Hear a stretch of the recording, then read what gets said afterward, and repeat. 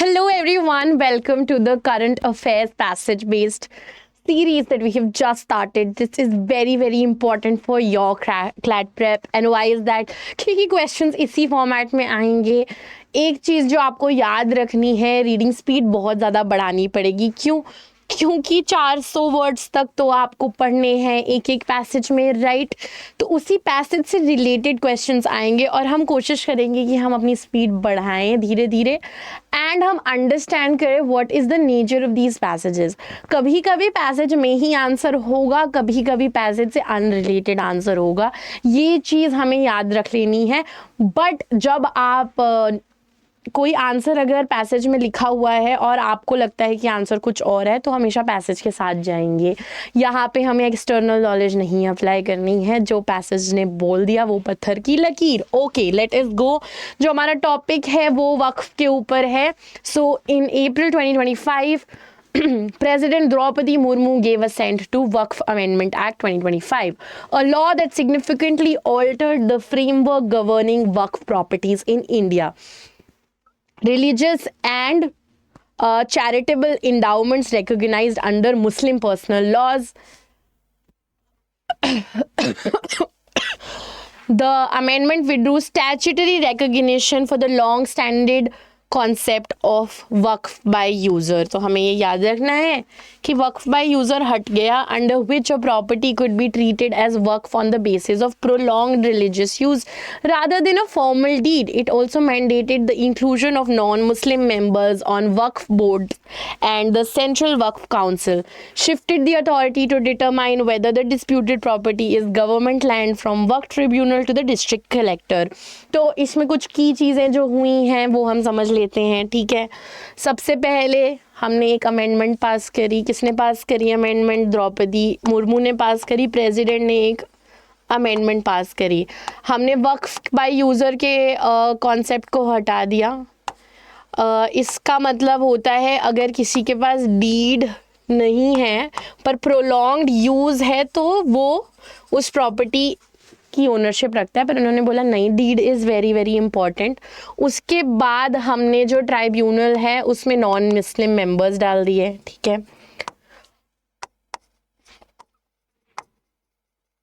And कौन decide करेगा इन matters पे? डिस्ट्रिक्ट कलेक्टर डिसाइड करेगा. अब तक हमने ये बातें करी हैं.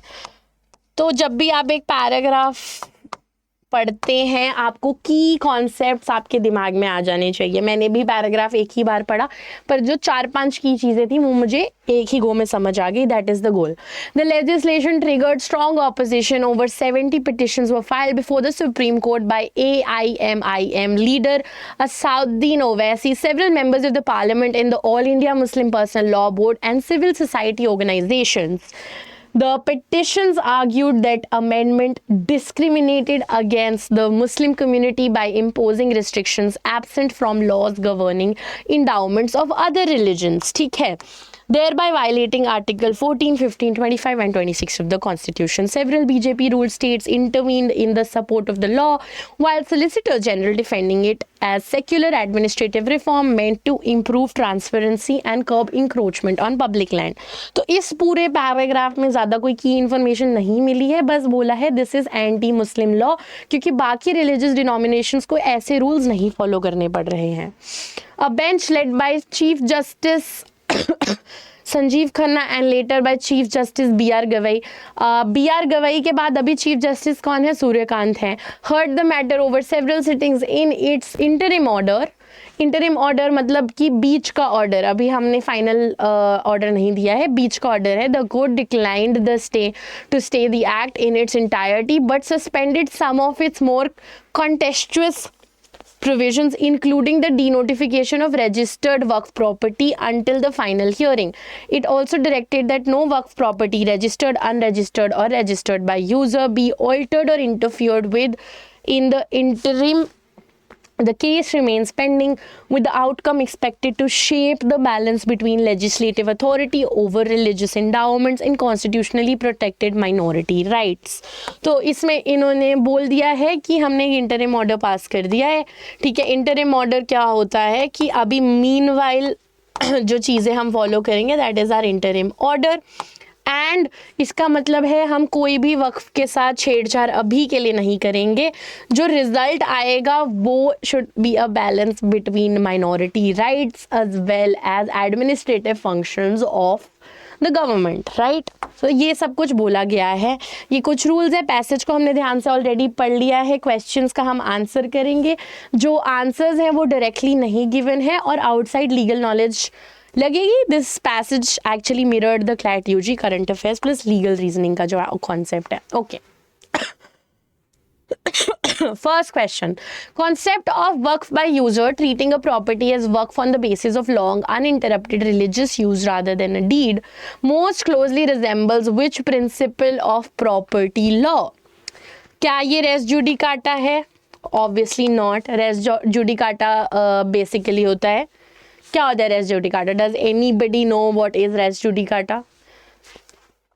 कि हम लोग अपने जितने भी लीगल प्रोसीडिंग्स हैं उसको अभी हम पॉज कर देंगे, ठीक है. उसके बाद डॉक्ट्रिन ऑफ लिस पेंडेंस ये बोलते हैं कि अगर कोई भी एग्जिस्टिंग लीगल प्रोसीडिंग है तो हम नई लीगल प्रोसीडिंग नहीं स्टार्ट करेंगे. आंसर है C, recognition of rights through long continuous and uninterrupted use as in adverse possession और प्रिस्क्रिप्टिव ईजमेंट. ठीक है, मतलब कि आपने बहुत टाइम तक कोई प्रॉपर्टी यूज़ करी है तो वो अब आपकी खुद की हो गई है. तो वैसे ही वक्फ बाय यूज़र में भी सेम कॉन्सेप्ट यूज़ होता था. Article 26 of the Constitution allows a religious denomination to manage its own religious affairs subject to certain grounds of restriction. Which of the following is not one of the grounds? Okay, public order है, morality है, health भी है, national security नहीं है इसमें.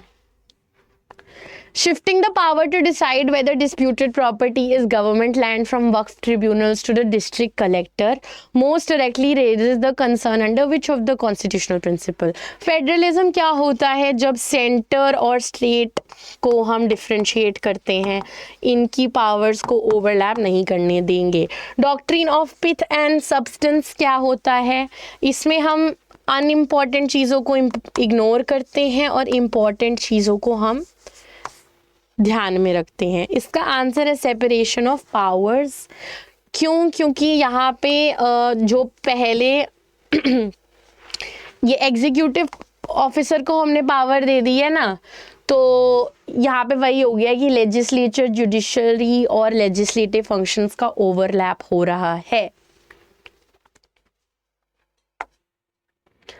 वक्फ as perpetual dedicated of property for religious or charitable purpose under Muslim law is most comparable to which concept of Hindu law?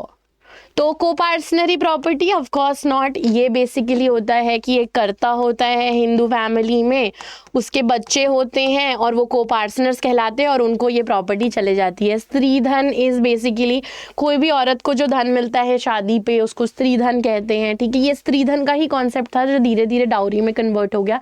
स्त्री धन is legal but dowry is illegal. Hindu undivided family property of course not. It is public religious trust under Hindu law. Supreme Court interim direction that no waqf property be altered or interfered with until the final hearing is an example of court exercising which judicial power?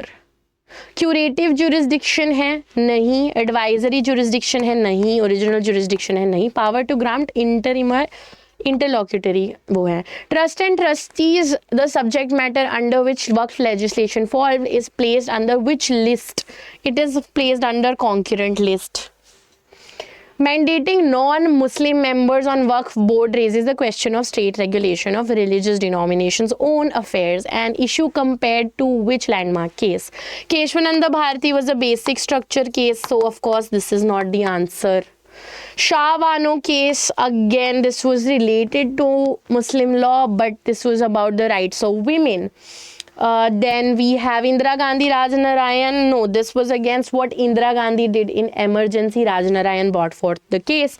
The answer is क्या बोलते हैं, शरीर मुठ case जो होता है. शरीर मुठ केस में क्या हुआ था? Basic things that happened in शरीर मुठ केस वाज कि द गवर्नमेंट ने एक चीज़ पास करी थी जिसके थ्रू उन्होंने बोला था कि वी विल बी गवर्निंग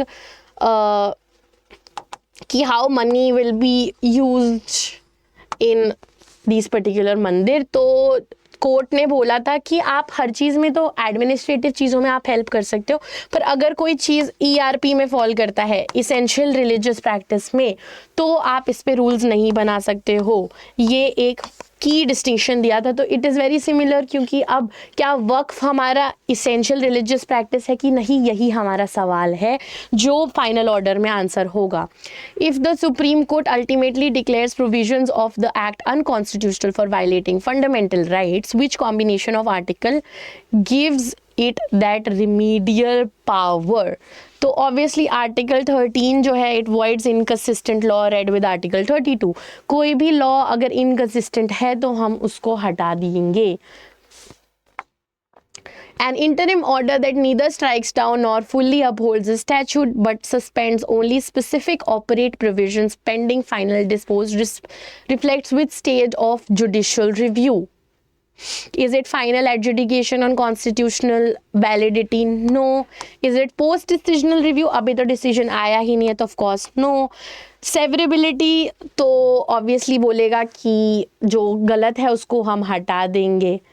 तो यहाँ पे पूछ रहे हैं interim order that neither strikes down, पर हमने यहाँ तो स्ट्राइक डाउन ही नहीं किया, तो answer is interlocutory interim judicial order.